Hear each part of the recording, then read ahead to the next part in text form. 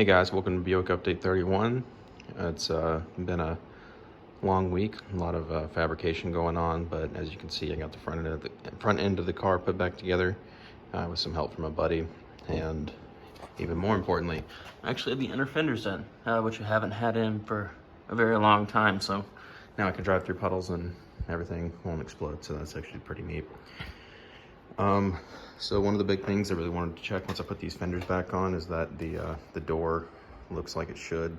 And if y'all can see, this is where I did the door repair, and I'm actually quite happy with that. Again, you can see that it's like a millimeter low, but honestly, if you're not looking super hard, you'd never notice. So I'm pretty happy with that. Still trying to figure out how to get this gap to come in a little bit. It's pretty, I don't know, once it's connected to the radiator support, it's pretty ingrained and you can't really push it much further back than it already is, so I kind of got to figure that out. But regardless, the gap also, with a little bit of tweaking and a little bit of tightening down there after putting in some new C-clip nuts, it actually looks pretty even, and you should to tweak out the bottom a little bit because that bottom gap really likes to sink in. But other than that, the big thing is that I have a hood on. But not only do I have a hood on, I have a hood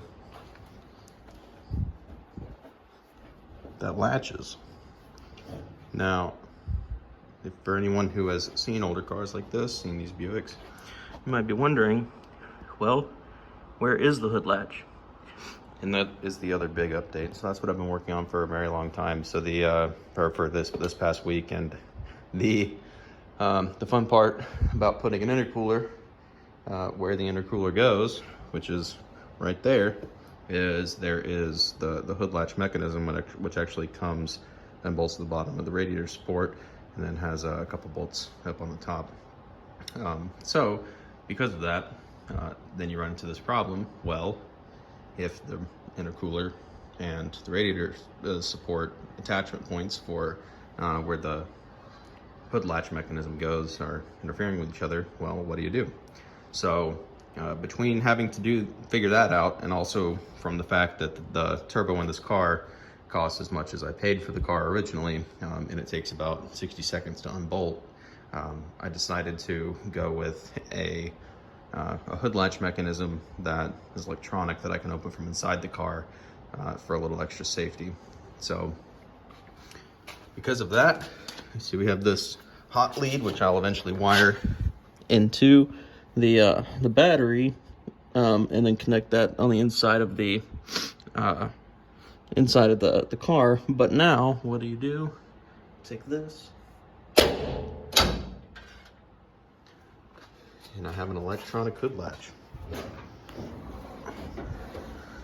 So I actually fabricated all this myself. It took a lot of trial and error, and it took a lot of time and effort, but I'm very happy with the way it came out. So I ended up fabricating a couple of hooks. Believe it or not, this was actually my first try, and it seems to, the height adjustment and getting level with the fenders actually ended up perfect. So the way that this works is there are 3/32 rod linkages to this pivot point. This pivot point's approximately twice as long on this side than it is on this one, because this has about, I think, 2 inches of travel, and this only needs to pull back about 1 in order to clear the hood latch.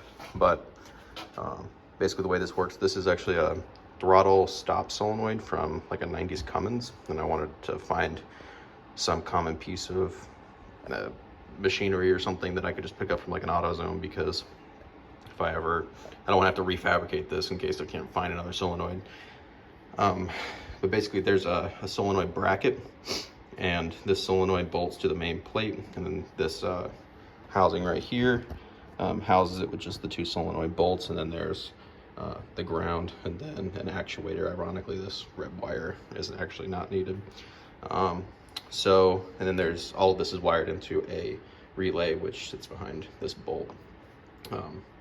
So the way that this works is, as you close down the hood, this hook actually moves back and out of the way, and this was originally an issue because when this moves back and out of the way,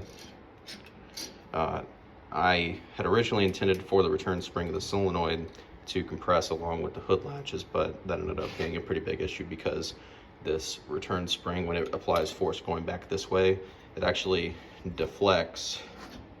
Well, of course it works when I hold it myself, but anyway, what this would actually do is it would bend this up and out of the way, and then it wouldn't compress correctly, so I didn't want to damage the solenoid. So what I ended up doing was adding a return spring to this lever so that when this is compressed, the return action doesn't actually come from the solenoid, it comes from that return spring.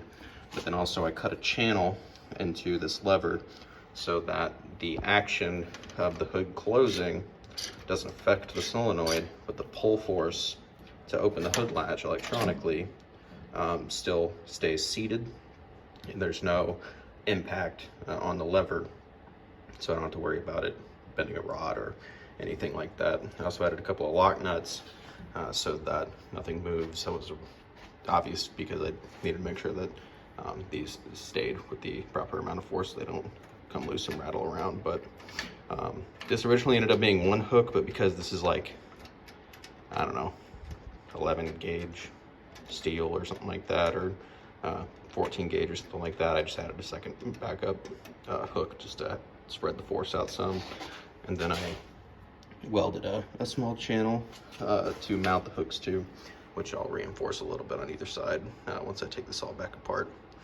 But anyway, so the only thing that I really have to figure out at the moment is, now that the hood latch works like a dream, is finding out what to do about the spring, because I apparently cannot find the hood pop open spring, which was originally supposed to mount here and right here. And that's basically just a spring that comes up and has a little U and then runs back down there, so that provides the same pop open motion. Because one of the other issues I had is this solenoid is, well, you know, knocked the earth off its axis. It's a really heavy duty solenoid, and because of that it takes a lot of power, so I didn't want to have to energize it and leave it on while I came up and, you know, it came out of the car, popped the hood open and then went back in and turned it off. That's too many steps. So so I need some type of pop open mechanism, because if I didn't have a pop open mechanism, then basically this would just swing open and then swing back closed and lock the hood back, which, you know, is not very helpful. So right now I'm just using a wastegate spring to test it, and that gets the hood open enough to where it'll swing out of the way, pop open, and then rest on the hood latch until you pull it open. But I just really either need to fabricate something to keep some spring like this in place for a pop open, or I really need to find the original hood pop open spring, which would be super. But yeah, other than that, it works like a dream, and I think I'm just going to add a few reinforcements. I've been debating on if I really need to. This actually attaches to those 2 points, as well as this middle bolt, which is one of the original attachment points for the hood latch mechanism. So I'm just kind of determining what points need to be reinforced. Kind of the only places I'd really thought about were adding a support right here to this side, because the pull force from up here is pretty tall, so it's a little bit of leverage on this corner, and then adding a couple of supports under it so that the bending action of the hood coming down and then the spring pushing it back up don't make this flex a lot. And then obviously just the 2 welds on either side of this pivot point. But other than that, finally, now that everything is out of the way, everything is clear down here so that I can put the intercooler back in, but still be able to have a hood, which is pretty important. Just a couple other things I've done. I repainted the battery tray because that was starting to rust. The inner fenders are finally back in, and not only back in, but they're actually bolted in, which is something so obvious, but I think the previous owner's car actually had the fenders taken off and then just threw the inner fenders back in and never bolted them down. So that was interesting. One of the reasons I never had the hardware to throw it back in properly before. But a few other things is the hardware in here, I could not find the hardware in here to save my life, so I ended up just tapping them for like the 5/16 20 or 5/16 18 or whatever the common thread is that you can just find in a hardware store.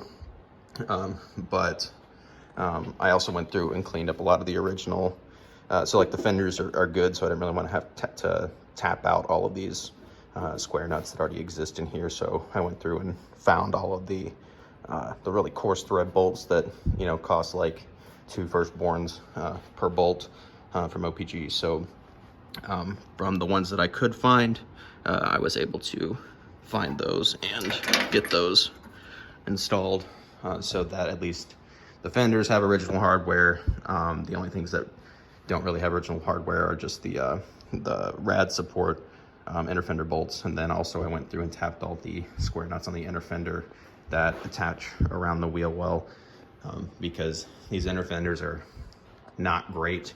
And like every other Buick you've probably ever seen, the underside of the battery tray where the inner fender sits is toast from battery acid, as well as the underside lip of this rad support where the inner fender sits on top of, for the exact same reason. So now that the hood latch is done, I really just need to run a wire into the car, and then add a little hidden switch so that obviously someone doesn't accidentally bump it open, which would be catastrophic, but might add one of those little like pop up and then you hit the switch type of things, so that you don't really have to worry about that. But yeah, that's been kind of my whole week. So hopefully now that I have this hood latch fabricated, I can find that spring, and if I don't know, I'll give it a week or something, and then I'll probably just fabricate something to hold that wastegate spring in. But this has really been bugging me. I really wish I could figure out what the deal is with this this alignment, because no amount of kajiggering and finagling will get this to look right. So but the other nice thing is all that repainting on the inside after putting the fenders on really looks top notch, so it makes everything look a lot nicer than it did before. So still got plenty of stuff on the wall. Each one of these dots next to the piece of work has been something I've been working on, but hopefully I'll be able to do some final trimming and paint and get that fab hood latch crossed off here in a minute. So I guess one last fun thing is I wanted to mention my original attempt at making this pivot bar. Actually, it worked fine, but then this was the original pivot bar that had the issue where the push force back into the solenoid was binding, and I guess I just didn't really think through the mechanical motion, and because of that, I ended up cutting the channel on the wrong side. So basically all that ended up happening was when the hood would push this out of the way, it would just rest in the back of the channel and never close back. So I just ended up having to make another one with a much longer channel, because this is much further from the pivot. But other than that, yeah, it works like a dream, and I can finally secure the most expensive part of the car without too much hassle. So thanks for watching, guys.